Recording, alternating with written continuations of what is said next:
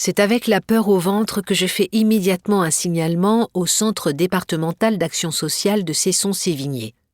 J'apprends lors de notre conversation avec la responsable du CEDAS qu'un signalement de la maternité est déjà arrivé. Il mentionne l'absence de lien de la part de la mère et de la difficulté à prendre en charge Karine. La responsable me demande de faire un écrit, ce que je m'empresse de faire. Une semaine plus tard, ma belle-mère m'informe que les services de la protection de l'enfance mettent en route une surveillance. Mi-août, soit plus d'1 mois après la naissance, je reçois une lettre pour me dire que mes inquiétudes ne sont pas fondées, que la situation est prise en compte et que tout va bien. Les parents collaborent avec le service pour que la situation s'améliore. C'est la douche froide. Anne-Marie, mère meurtrière, rejetant son 2e enfant, a droit à une 2e chance.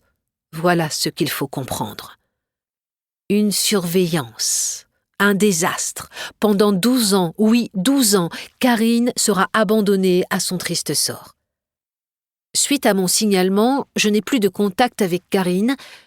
Je ne la reverrai plus que pour son baptême. Elle est toute jolie dans sa robe blanche, dans cette grande église de Saint-Hélier. Ce jour-là, au nom de notre foi, nous promettons, mon mari et moi, de veiller sur elle, d'être présents dans sa vie de tous les jours et de lui donner le meilleur. Nous l'avons promis et nous l'avons fait. Anne-Marie sombre dans une profonde dépression, écartant complètement Karine de sa vie. Elle est là, mais ne la voit pas, comme si elle était transparente. L'infanticide qu'elle a commis et l'incarcération sont des souvenirs qui ressurgissent à chaque fois qu'elle regarde Karine. Parfois, je peux surprendre des regards haineux en direction de Karine quand elle se croit seule.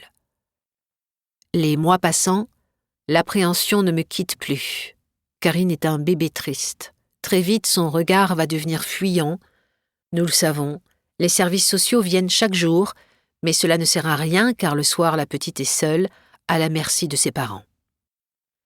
J'apprends que Karine est confiée quelques heures par semaine à Marie-Jocelyne, l'épouse d'Alain, l'autre frère de Loïc. Quelle drôle de décision. Il se voue une haine farouche. Comment Karine pourrait-elle trouver son bien-être ? Nous entrevoyons Karine de temps en temps, cette petite fille est morose, peu épanouie, et son langage est limité. Que font tous ces travailleurs sociaux autour d'elle ? Question que je ne cesserai de me poser au regard de son faible développement. La promesse. En 1998, Pierre, mon beau-père, est atteint d'un cancer de la gorge. Très vite, son état s'aggrave, il ne lutte plus. À Noël, il est à bout de souffle et c'est au Nouvel An qu'il entre en soins palliatifs dans une clinique rennaise proche de notre domicile. Il ne peut plus s'alimenter. Je lui rends visite un matin et notre discussion porte sur Karine. Il me fait promettre de la protéger et de tout faire si quelque chose lui arrive. Il me demande cela plusieurs fois, alléguant qu'avec les années de prison d'Anne-Marie, son passé que l'on connaît aujourd'hui, son plaisir indéfinissable à faire le trottoir, Karine doit être protégée. De grosses larmes coulent sur ses joues, creusées par la maladie. Je le vois pleurer pour la première fois, ce qui me bouleverse. Cet homme rustre au crépuscule de sa vie laisse émerger son humanité, extirpée du plus profond de ses entrailles. Il a très peur pour le devenir de cet enfant. Il me confie avec gravité savoir que René n'est pas le père de Karine. Il l'a toujours su, mais il aime cette petite fille. J'ai toujours aimé cet homme. Un homme rigide, levant le coude plus souvent qu'à son tour, mais travailleur sans jamais se plaindre. Dans les années 60, les journées s'enchaînent pour un maigre gain. Le pauvre homme travaille dans les égouts. Régulièrement, il cumule 2 journées dans une pour assumer les frais médicaux de René, tombé d'une échelle à l'âge de 3 ans. Pierre a élevé ses 4 enfants avec courage et honneur.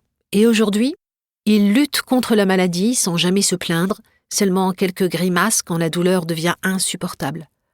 Pour tout cela et pour l'amour que j'ai pour Karine, je lui fais cette promesse. Quelques jours passent. Un matin, je ne me sens pas bien. Mal de tête, nauséeuse.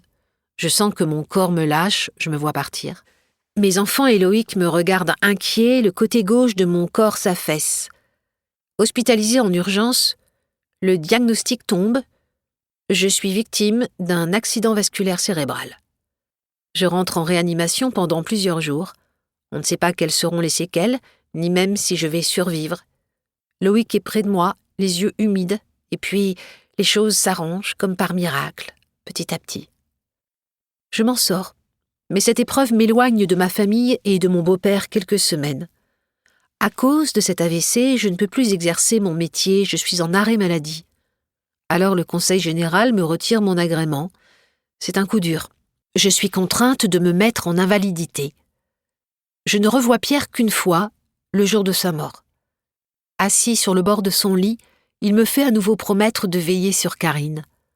Nous vivons un moment intense, il me demande « Laurence, je vais partir, hein ?» Je lui confirme avec franchise. Son regard est vitreux, fixe. Je lui dis combien il a été important dans la vie de Loïc et de la mienne.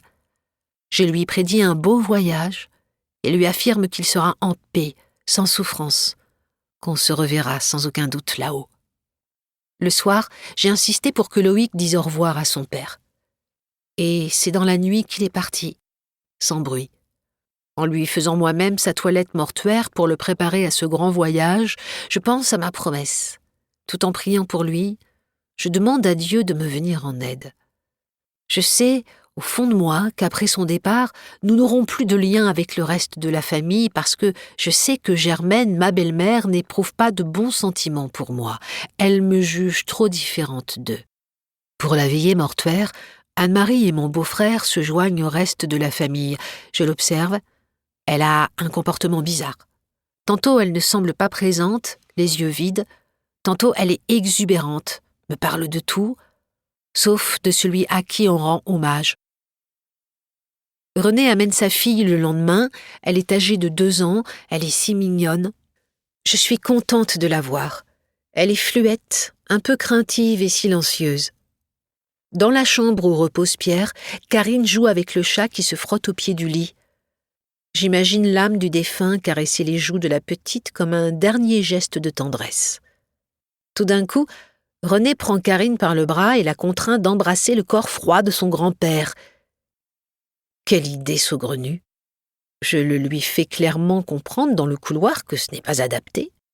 Trop tard, la petite puce pleure. Anne-Marie, elle, ricasse. « Cette nuit, il va venir te chatouiller les pieds !» lui dit-elle. Je la regarde avec effroi. Karine pleure toujours. Premier signe. L'année suivante, lors de rares visites chez ma belle-mère, je revois Karine. Son comportement est surprenant. Elle a le regard détaché. Elle semble absente. Elle peut rester de longs moments assise sans bouger et sans jouer. J'ai l'impression qu'elle présente des troubles du comportement. Je pense même à de l'autisme. Lorsqu'elle quitte la maison avec ses parents, mes belles-sœurs ne cessent d'évoquer ce que tout le monde voit, le rapport compliqué entre la mère et la fille. Toutefois, personne n'envisage de réagir. Chacun se contente d'en parler et se donne ainsi bonne conscience. J'apprends incidemment que les services sociaux sont soucieux et que le juge des enfants a déjà convoqué les parents. Je repense alors à ce que mon beau-père m'avait révélé un jour sur Renée. À 16 ans, ce béotien avait été mis dans un centre fermé à Mortain car il avait agressé sexuellement la voisine, mineure à l'époque. C'est d'ailleurs pour cette raison que les voisins étaient fâchés avec mes beaux-parents. Renée y était toujours scolarisée lorsque j'ai rencontré mon mari. Nous avions même été lui faire une visite un dimanche. Il s'agissait bien d'un centre fermé que l'on appelait encore maison de correction. Repensant à cet épisode, je me demande s'il pourrait avoir un comportement déviant envers Karine, déjà qu'il est à l'affût de la moindre douche. Ses paroles, ses gestes inadaptés, tout cela renforce mes craintes.